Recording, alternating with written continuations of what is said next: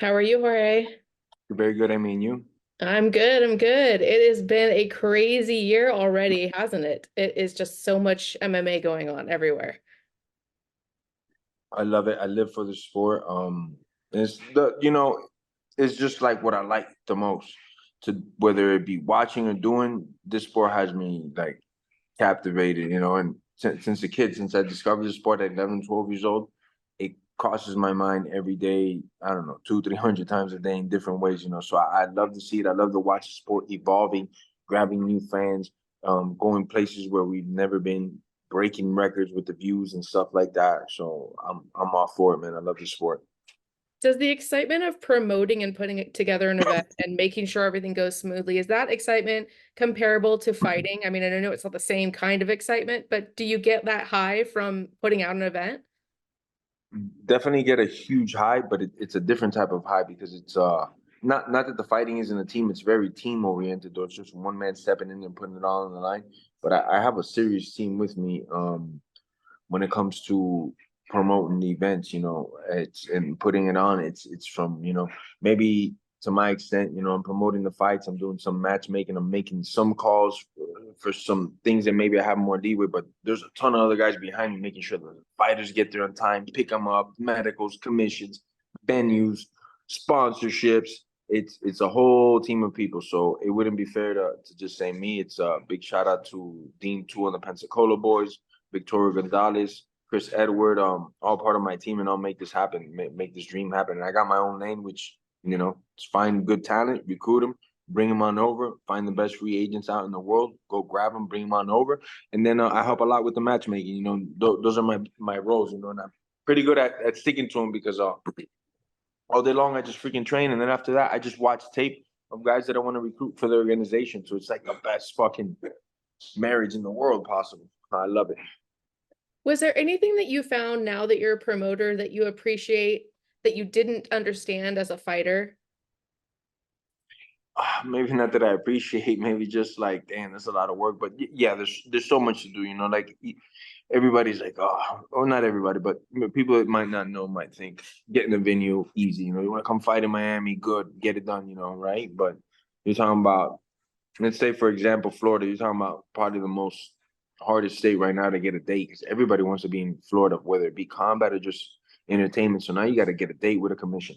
Then on top of that, you got to get the venue. Then on top of that, you got to make sure that on that date that you're throwing your event, there's not some UFC 350 or the Super Bowl or the NCAA finals. There's a lot of scientific thinking and reasoning before you just put on your events, and it sounds all like common sense, like, yeah, don't put your fight up when there's a huge card coming up. But how about when the commission only has that date, the venue's only available that date, and then you're gonna be up against a monster of a card. I mean, you got to make decisions, right?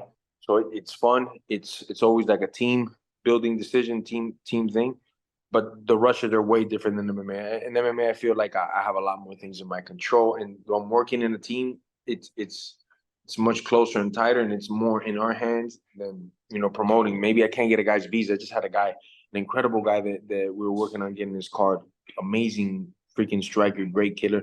We've been trying to get his visa for like 60 days, and stuff. It happens with some guys. We have some of these great fucking Russian athletes.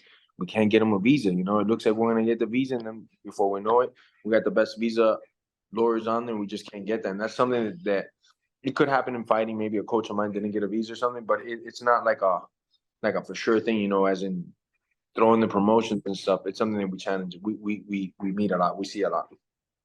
Can you talk to me a little bit about this card coming up? I know it's, historic. You've got a title fight on there. You've got some big names. Can you just tell me what should the fans be excited for?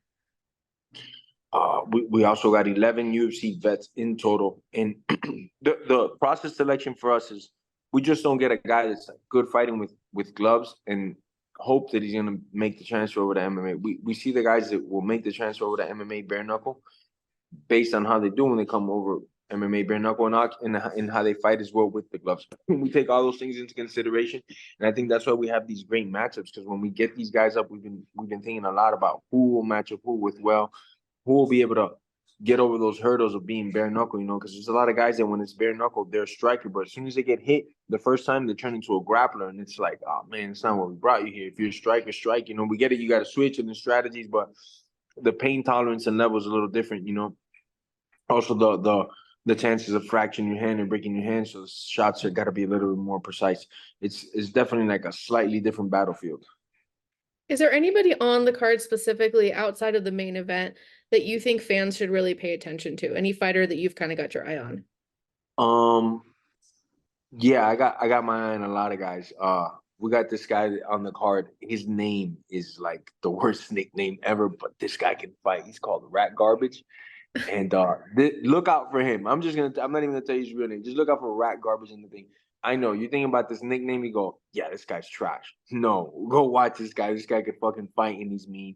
We got Andrew Kawani on the card, which is a freaking sniper on the feet, elbows, knees, kicks, punches, does it all. Always a big fan of this guy. Always brings it. Every time we book him, he comes to fucking finish somebody or put it at all to finish somebody.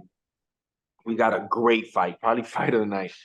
Joe the Party versus Charles Felony Bennett.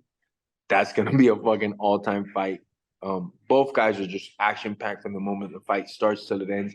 They don't fucking stop throwing. It's just go, go, go. Then we got the human highlight reel, Jenkins versus Hill. This is gonna be another fucking fight because both guys are like the same, you know, where there's different fighters, right? There's fighters that start good, they get hit, and they start getting worse and worse. There's fighters that are like so, you know, they get hit and they only get better. So they get meaner, they get tougher, they get more fucking into it. And both these guys have the same thing to where they get clipped, they get hit, and they turn up a notch, you know. We got Robertson versus Capulino. That's gonna be a fucking fight. That's a lot of my coworkers are picking that one for fight tonight. That's gonna be a fucking banger, man. Don't miss out. You know, and the whole card is stacked from top to bottom with killers versus killers. We got 11 UFC veterans taking off the gloves and throw it all on the line.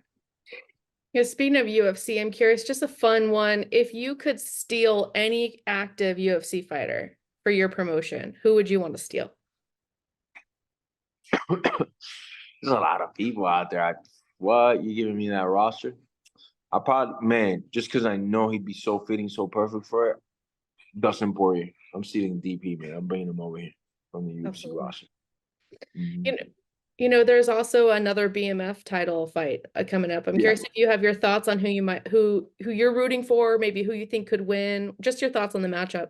Well, I'm the biggest Holloway fan. I'm one of his biggest fans ever. I love this guy from the moment I saw him come to the UFC till right now. What he stands for, how he carries himself, how he fucking performs, how he performs outside of the cage as well. I mean, I love this dude, man. He's a fucking warrior. He's a true warrior. I can see it in his eyeballs. Everything about that guy is real. I'm 100% going for my boy Max. Gaethje's no slouch. He could do it all. He's won it before. He actually beat a great competitor, one of the better guys to do it at 155 in Dustin Poirier. I was there live for that one. Thought Dustin was winning, and then all of a sudden, boom, head kick and change the whole fight. So Gaethje's definitely dangerous, but I'm gonna go with my boy Max, man. Will you be there to strap the belt on again, or was that kind of just a one-time special thing? You know, just like last time, if we announce it, it'll be very like at the last minute type thing. Who knows, you know? But I'll tell you what, in the future, Gaethje still has that title. I wouldn't mind snatching it right off his hands via taking his fucking head off clean. It's nothing against Gaethje either, but I just think it'd be like a good fight for me to showcase my skills and beat that ass, you know? Well, I was gonna ask, I mean, you tweeted that you're out of retirement. Was that a serious tweet? Was that more just for fun and to get some talking, or how serious are you about coming back? Nah, man, you might have not done your journalism, but I never just text to talk. You know, everything I do, I back it up. I 100% go for it. I'm definitely unretired. I'm definitely gonna hurt some people.